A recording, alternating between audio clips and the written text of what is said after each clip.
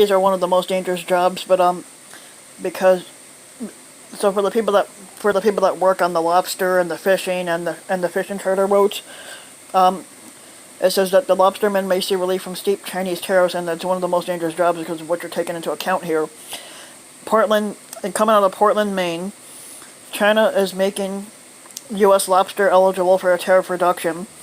Good news for lobster fishermen who lost a key export market during trade hostilities, Maine's congressional delegation announced on Tuesday. The one-year exemption process may exclude about $300 million worth of U.S. seafood from punitive tariffs imposed during a trade war with the United States.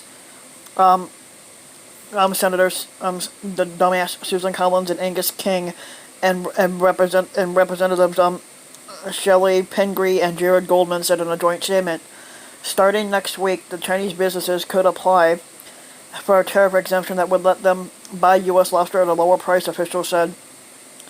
China is one of the biggest exporter destinations for lobster, which are trapped in the Atlantic Ocean by U.S. and Canadian fishermen, but 45 tariffs on Chinese goods resulted in a retaliation tariff on U.S. lobster. Canadian lobstermen not subject to the punitive tariffs took control of the market to the frustration of the main lobster exporters.